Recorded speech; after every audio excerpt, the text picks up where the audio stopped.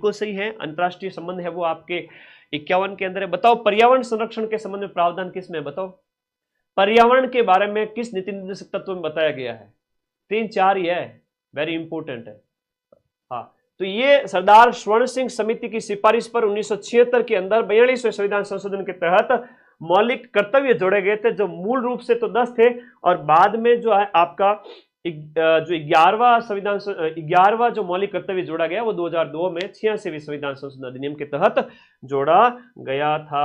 अब आपको याद रखना है कि हम बात करें थी हाँ इसकी नीति निर्देशक तत्वों के अंदर 2-3 बता देता हूं। एक तो अनुच्छेद 40 है, अनुच्छेद 40 है, एक आपका अनुच्छेद 44 है, एक आपका अनुच्छेद 48 है, एक अनुच्छेद 51 है।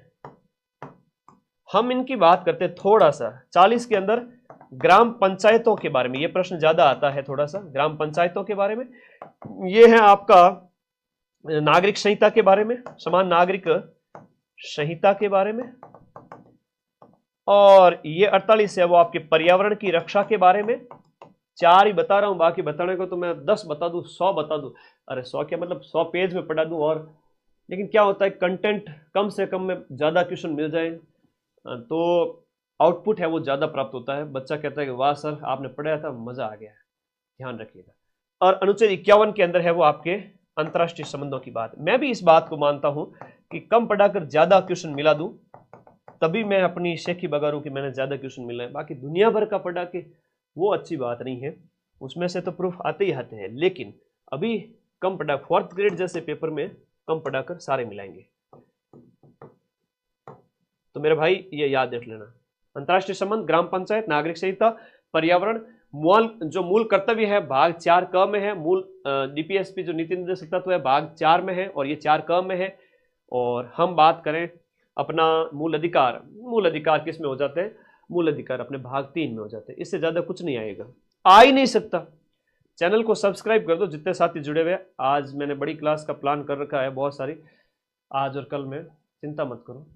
ये अच्छे प्रश्न है जो एग्जाम में पूछे जाएंगे, ये भी इंपॉर्टेंट है। सारा बता दिया, पीछे कुछ नहीं छोड़ा है, अब इससे बाहर कुछ नहीं है। अल्पसंख्यकों के लिए, विश्व शांति के लिए संपूर्ण शासन व्यवस्था के 2 ढांचे हैं। तो संघवाद की बात यहां पर कही गई है, केंद्र और राज्य की बात। ये भारतीय संविधान की विशेषता है। भारतीय संविधान की अनुसूचियों में आपको ज्यादा टेंशन नहीं लेनी है। अनुसूचियों की अगर मैं बात करूं, भारतीय संविधान की अनुसूचियों में पहली अनुसूची में संघ और भारत के बारे में है। अभी मैं एक फोटो के माध्यम से सारा समझाऊंगा। दूसरी के अंदर ज्यादा इंपॉर्टेंट नहीं है, तीसरा भी इंपॉर्टेंट नहीं है। चौथी है वो राज्यसभा में सीटों का आवंटन है। 5वीं अनुसूची, अनुसूचित जाति जनजाति के लिए 5 उंगली जब मिलती है तब हम कहते हैं ना संगठन में शक्ति है। तो अनुसूचित जाति जनजाति के कल्याण की बात भाग जो अनुसूची शेड्यूल है भारतीय संविधान की उस 5वीं में, ये मोस्ट इंपोर्टेंट है। भारतीय संविधान की जो 7वीं अनुसूची है, परीक्षा में प्रश्न आता है, देखो जो जो प्रश्न आएंगे वो मैं तुम्हें बता दूंगा। तो 3 अनुसूची है भारतीय संविधान की। 7वीं अनुसूची के अंदर जो 3 सूचियां दी गई है, संघ सूची, संघ शक्ति के विषय, संघ के विषय, राज्यों के विषय, और समवर्ती सूची जिसमें स्टेट और संसद दोनों कानून बना सकते हैं। 8वीं अनुसूची मोस्ट इंपोर्टेंट है, वेरी इंपोर्टेंट है।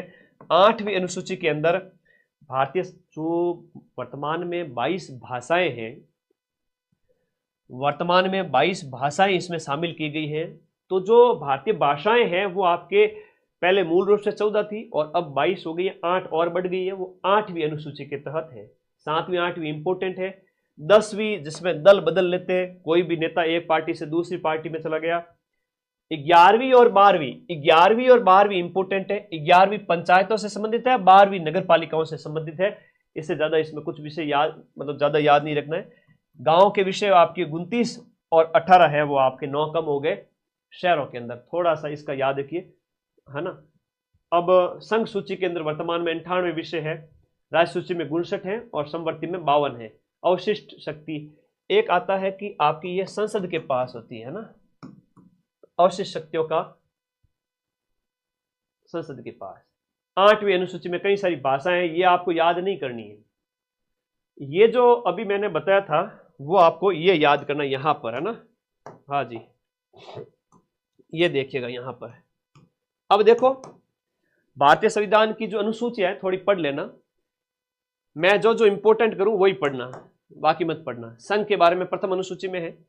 फिर आप देखोगे 5वीं अनुसूची कई बार पूछ ली जाती है, अनुसूचित जाति जनजाति। 7वीं अनुसूची थोड़ा सा याद रखना, जो शक्तियों का बंटवारा है। 8वीं अनुसूची में भाषाएं हैं।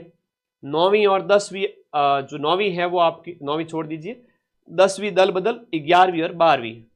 11वीं ग्रामीण निकायों से संबंधित है और 12वीं नगर निकायों से संबंधित है। ये आपको याद रखना है, थोड़ा थोड़ा देख लेना, बाकी ज्यादा टेंशन नहीं लेनी, अंदर की चीजें नहीं पढ़नी ज्यादा। संविधान के स्रोत बहुत इंपॉर्टेंट है। मैं बता देता हूं कि हमने अमेरिका के कॉन्स्टिट्यूशन से मूल अधिकार अपनाए हैं, न्यायपालिका अपनाई है, और न्यायपालिका सर्वोच्च है, उसके लिए वो संसद के द्वारा बनाए गए कानून की जांच भी करती है, उसे न्यायिक पुनरावलोकन कहते हैं। तो मूल अधिकार वाला प्रश्न कई बार पूछ लेते हैं कि मूल अधिकार हमने कहां से लिया है, और या स्वतंत्र न्यायपालिका कहां ली है। इनमें भी ये ज्यादा पूछा जाता है, मूल अधिकार। ये थोड़ा सा आप लोगों को देख लेना है, पढ़ लेना है। 1935 के अधिनियम से संघवाद को अपनाया है। मूल अधिकार अमेरिका से अपनाया है। उपराष्ट्रपति पद अभी सुर्खियों में है, क्योंकि अभी उपराष्ट्रपति है वो आपके इस्तीफा दिया और अभी नए उपराष्ट्रपति बने हैं 15वें।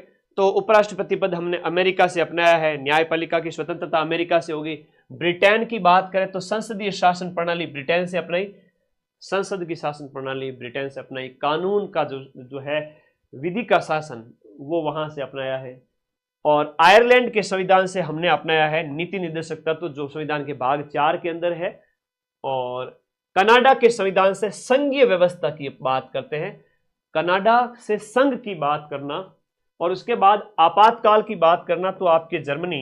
फ्रांस की बात करें तो गणतंत्र और प्रस्तावना के अंदर हम स्वतंत्रता, समानता और भाईचारे की बात करते हैं, ये हो गया। ऑस्ट्रेलिया के संविधान से प्रश्न एक ये आता है कि समवर्ती सूची हमने कहां से अपनाई, ऑस्ट्रेलिया के संविधान से अपनाई। रूस जो यूएसएसआर था पहले का, सोवियत संघ था, वहां से हमने मूल कर्तव्य अपनाए। तो मौलिक कर्तव्य कहां से अपनाए? सीपी राधाकृष्णन तो अभी 2 दिन पहले बने हैं 15वें उपराष्ट्रपति, ये नहीं पूछा जाएगा। जगदीप धनखड़ ने इस्तीफा दिया, ये पूछा जाएगा, ठीक है। जगदीप धनखड़ है वो 14वें उपराष्ट्रपति थे और झुंझुनू जिले के किठाना गांव से बिलोंग करते हैं। दक्षिण अफ्रीका से हमने कॉन्स्टिट्यूशनल अमेंडमेंट, जो आपके संविधान के अनुच्छेद 368 के तहत संविधान संशोधन की प्रक्रिया अफ्रीका से अपनी। और जापान की बात करें तो विधि के शासन की बात करते हैं। अब ये बाकी वाले तुम्हें पढ़ना नहीं है, जो मैंने बताया वही सेम है, ठीक है। ये सब सेम है जो मैंने बताया था। इसमें यही मूल अधिकार, नीति निर्देशक तत्व वगैरह ये ज्यादा पूछे जाते हैं।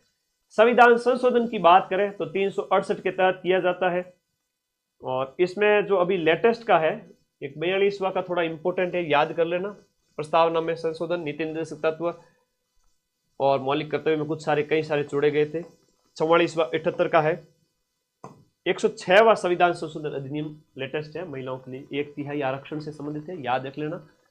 और फिर ये 100 के पार वाले भी करा देता हूं थोड़े से। 100वां है वो भारत बांग्लादेश सीमा से संबंधित था। 101वां है वो जीएसटी से संबंधित था। और 106वां है वो महिलाओं के लिए 1/3 आरक्षण लोकसभा, राज्य विधानसभा में। अनुच्छेद नहीं याद करना, नहीं याद करना, ठीक है। ओके, आगे आ जाओ। खत्म, टाटा बाय बाय। आज की क्लास में इतना ही था। वापस से बता देता हूं,